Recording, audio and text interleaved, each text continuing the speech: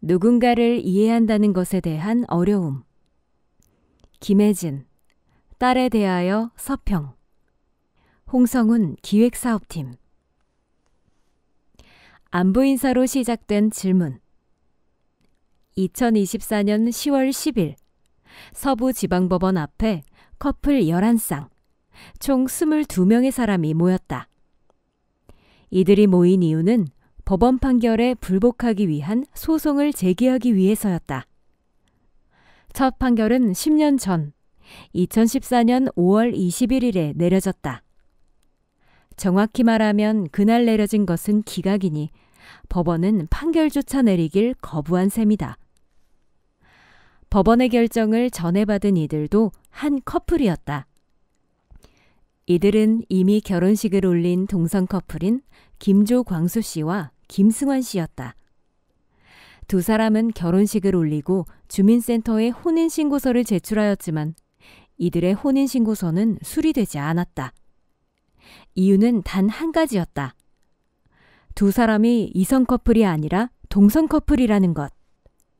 그리고 혼인신고서 불수리의 근간에는 한국의 최상위 법인 헌법이 있었다. 법원의 기각 논리는 간단했다. 헌법이 동성 커플의 결혼을 허용하고 있지 않기에 이성 커플이 아닌 동성 커플 혹은 다른 성적 지향을 가진 커플은 부부로서 법적 지위를 인정하지 않는다는 것이었다. 참 쉽고 궁색한 변명이었다. 현재 우리나라 헌법은 국민의 행복 추구권을 최대한 보장한다지만 어떤 사람들에게는 해당되지 않는 사문이 된다. 하지만 앞서 소개한 11쌍의 동성 커플들은 낡은 헌법이 외면한 가치를 스스로 발굴하고 새로운 길로 나아가기를 선택했다. 소송에 참여한 이들은 이 소송을 혼인평등소송이라고 불렀다. 지난 10월 22일 발행된 주간지 시사인에서는 혼인평등소송에 참여한 커플들의 이야기를 전면 기사로 내세웠다. 커플 중에는 내가 아는 이들도 있어 내심 반가웠다. 나는 반가운 반 질투 반의 마음을 꾹꾹 눌러 담아 커플 중 한 명에게 문자 메시지로 안부를 나눴고 끝에는 둘의 행복을 빌어주는 문구를 적어보냈다. 기분 좋은 인사였다. 하지만 마음 한편에는 뭔가 캥기는 것이 있었다. 그것은 지인 커플을 바라보는 나의 위치에 대한 의심이었다. 내가 너무 안전한 거리에서 그들을 축복하는 것이 아닌가에 대한 의심. 그러니까 부부라는 법적 지위를 인정받기에 앞서 차별과 혐오가 만연한 사회에서 살아가고 있고 종종 생명을 위협당하는 성소수자 커플의 실상은 모르는 척하고 단지 먼 거리에서만 행복을 빌어주는 것이 아닌가. 지인에게 보낸 잘 살기를 바라 라는 문자가 어딘지 무색해졌다. 그렇다면 나는 어디에 있어야 될까?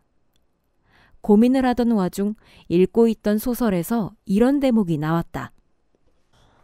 그러므로 이제 나는 저기 반대편에 모여선 사람들처럼 말할 수 없다. 그래서는 안 된다. 이 애들에게 보이지 말라고 이야기하고 조용히 침묵하라고 명령하고 죽은 듯 지내거나 죽어버리라고 말할 수는 없다. 그런 말을 하는 사람들 편에 내가 서 있을 수는 없는 노릇이다. 그러나 그것이 이 애들에 대한 완벽한 이해를 의미하는 건 아니다. 그렇다면 나는 어디에 서 있는 걸까? 서 있어야 할까? 여기 비슷한 질문을 하는 소설 속 나가 있다. 누군가를 이해한다는 것에 대하여. 소설 딸에 대하여는 요양보호사인 나와 그의 딸, 그리고 딸의 동성연인에 대한 이야기다. 오랜 시간 학교 교사로 재직하다 은퇴한 나는 도시 변두리에 위치한 요양원에서 요양보호사로 일하고 있다. 가진 재산이라고는 사별한 남편에게 물려받은 단독주택 한 채가 전부인 나가 내세울 만한 것은 딸뿐이다. 딸은 대학원에서 박사학위를 따고 여러 대학을 돌아다니며 강의하는 이른바 보따리 강사다. 나는 딸을 자랑스럽게 여기는데 따로 살고 있었던 딸이 어느 날 보자고 한다. 함께 밥을 먹으면서 딸은 보자고 한 이유를 넌지시 던진다. 어떤 급한 문제가 생겨 본인이 살고 있던 전세보증금을 뺀 바람에 당장 머무를 수 있는 거처가 없어졌다는 것. 그러니 지금 나의 단독주택을 담보로 하여 대출을 알아봐 달라는 부탁을 하러 온 것이다. 난데없는 딸의 부탁에 나는 은행 대출을 알아보았지만 대출은 승인되지 않았고 하는 수 없이 딸에게 본인의 집으로 들어오라는 제안을 한다. 딸이 집으로 들어오기로 한 날 나는 누군가와 집 앞에서 마주친다. 딸의 동성연인인 레인이다.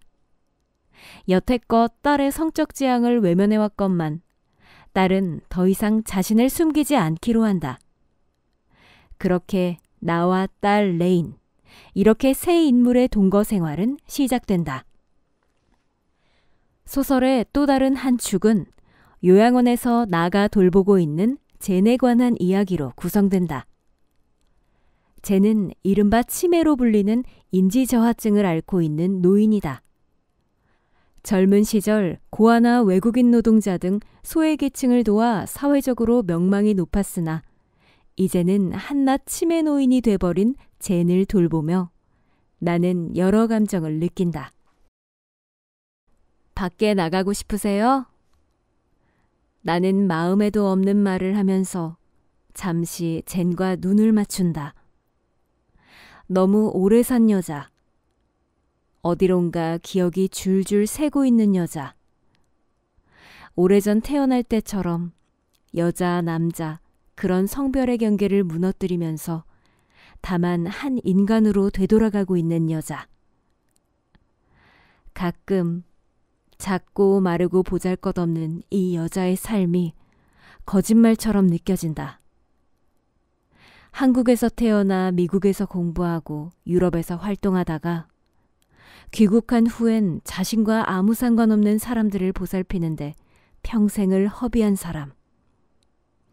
결혼도 하지 않고 아이 하나 가지지 못한 이 여자에게 내가 가보지 못한 풍광과 1년 내내 아무도 찾아오지 않는 고독이 나란히 자리하고 있다는 것이 놀랍다. 젠을 바라보는 나의 시각에는 기성세계의 관념이 그대로 묻어난다. 한국 사회에서 여성이라면 좋은 남성을 만나 결혼을 하고 아이를 낳고 등등의 과정을 거쳐야만 한다는 관념. 그 관념에 따르면 낳고 키운 아이가 성인이 되어 늙은 부모를 부양하고 은퇴한 부모는 자식들에 의존하여 한 생애를 마감한다.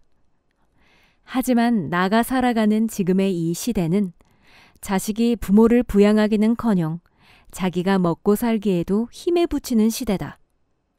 그래서 어느 정도 나이를 먹으면 자연스럽게 노동시장에서 은퇴했던 선배 세대와 달리 할 수 있을 때까지 노동하며 혼자 힘으로 밥을 벌어먹고 살아야 하는 것이 나가 속한 세대의 삶인 것이다.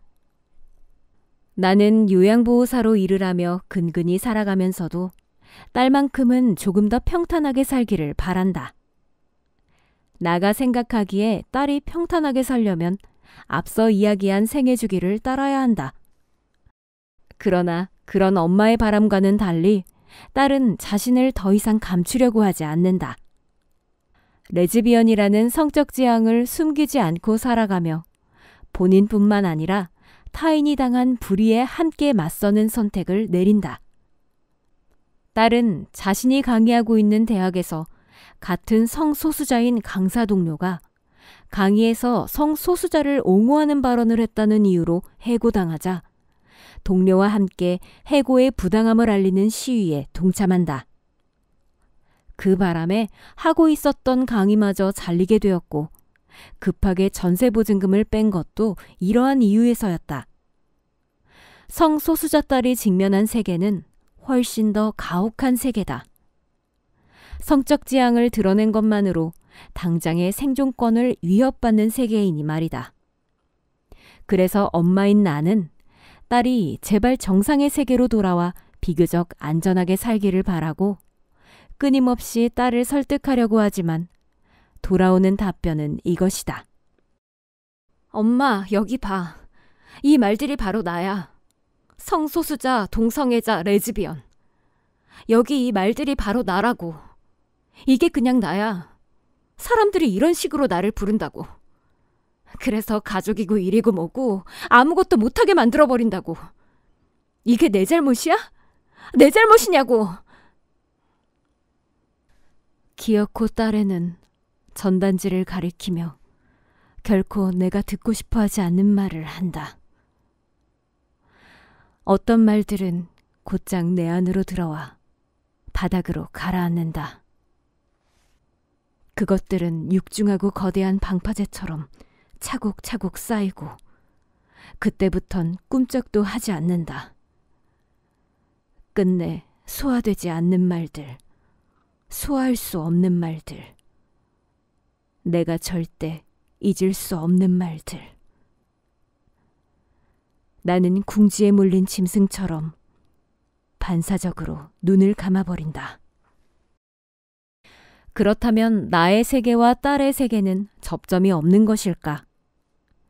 나는 딸과 딸의 연인인 레인과 한 집에 살면서 일상생활에서 접촉을 늘려간다. 그렇다고 해서 생활 공간의 공유가 곧 딸과 연인에 관한 이해로 연결되는 것은 아니다. 나는 오히려 레인에게 모진 말을 건넴으로써 자칫 가까워질 수 있는 심리적 거리를 경계한다. 아이러니하게도 나는 젠의 삶과 연루되면서 그들에 대한 이해에 한 발 더 다가선다. 젠이 요양원에 입소할 당시 젊은 시절에 쌓아올린 명성에 요양원은 젠을 반긴다. 젠이 유명한 사회인사인 만큼 요양원 입소 초기에는 후원금을 비롯한 세간의 관심이 집중되었기 때문이다. 하지만 시간이 흘러 젠의 알츠하이머 증상이 심해지자 사회적 관심은 줄어들고 이제 젠은 요양원의 골칫거리로 전락한다. 하지만 나만큼은 젠을 정성껏 돌본다. 그러던 어느 날 요양원 관계자들은 나가 출근을 하지 않은 날에 더 이상 이윤을 가져다 주지 못하는 젠을 다른 요양시설로 이송시키는 결정을 한다. 출근 후 젠이 다른 시설로 이송되었다는 사실을 알게 된 나는 평소와는 다르게 요양원 관계자들에게 화를 내고 젠이 이송된 시설에 찾아간다. 다른 시설로 옮겨진 젠의 모습은 약에 취한 채 축 처져 있었고 죽을 날만 기다리는 듯 했다. 나는 매사 체념하고 무언가를 포기하던 일상에서의 모습과는 달리 젠을 자신의 집으로 데려오기로 결심한다. 왜냐하면 젠에게서 자신과 딸의 모습을 보았기 때문이다. 나는 젠이 아니라 나를 생각하고 있는지도 모른다. 내가 아니라 딸애를 생각하고 있는지도 모른다. 그러니까 이건 세상의 일이 아니고 바로 내 일이다. 이런 말이 내 안에 어딘가에 있었다는 게 놀랍다. 그런 말이 깊은 곳에 가라앉아 죽을 때까지 드러나지 않는 게 아니라 마침내 내가 살아있는 동안에 이렇게 말이 되어 나온다는 사실이 믿어지지 않는다. 젠을 나의 집으로 데려오면서 세 사람은 젠을 돌보는데 집중한다. 그러는 동안 나와 딸 레인 사이에 흐르고 있던 어색함은 꽤 옅어져 간다. 또한 레인이 있기에 젠을 돌보는데 많은 도움을 받는다. 하지만 나는 마냥 젠을 돌보는 것에 긍정적이지만은 않다. 돌봄은 몸과 몸이 부딪히는 어디까지나 현실의 문제이기 때문이다. 나는 언제까지 젠을 돌봐야 할지 속으로 막막해하는데 이미 쇠약해질 대로 쇠약해진 젠은 어느 토요일 아침에 고요한 죽음을 맞는다. 3명의 여자는 제네 장례식을 단출하게 치른다. 나는 제네 빈소에 마련된 유족 대기실에서 홀로 어떤 결심을 한다. 눈을 감고 잠을 청해본다. 한숨 자고 나면, 아주 깊은 잠에서 깨어나면 이 모든 일이 다 거짓말처럼 되어버리면 좋겠다. 모든 게 제자리로 돌아와 있으면 좋겠다. 내가 이해하고 받아들이려 노력하지 않아도 되는 순조롭고 수월한 일상. 그러나 이제 나를 기다리고 있는 건 끊임없이 싸우고 견뎌야 하는 일상일지도 모른다. 그런 걸 받아들일 수 있을까? 견뎌낼 수 있을까?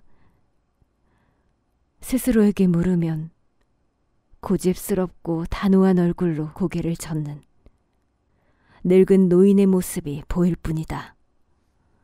다시 눈을 감아본다. 어쨌든 지금은 좀 자야 하니까. 자고 나면 나를 기다리고 있는 삶을 또 얼마간 받아들일 기운이 나겠지. 그러니까 지금 내가 생각하는 건 아득한 내일이 아니다. 마주 서 있는 지금이다. 나는 오늘 주어진 일들만 생각하고 오직 그 모든 일들을 무사히 마무리하겠다는 생각만 한다. 그런 식으로 길고 긴 내일들을 지날 수 있을 거라고 믿어볼 뿐이다. 소설을 읽으며 왠지 딸과 그의 연인을 이해하기 어려워하는 나의 모습이 감명 깊게 다가왔다. 누군가를 제대로 이해한다는 것은 한달음에 달려가 그를 껴안는 것보다 그의 처지와 위치를 생각하고 나와 다른 점을 먼저 헤아려 보는 행동이 아닌가. 그리고 여건이 된다면 한 번쯤 그의 편에 서는 것. 이해는 그럴 때만이 단순한 말이 아니라 구체적인 행동이 될 것이다.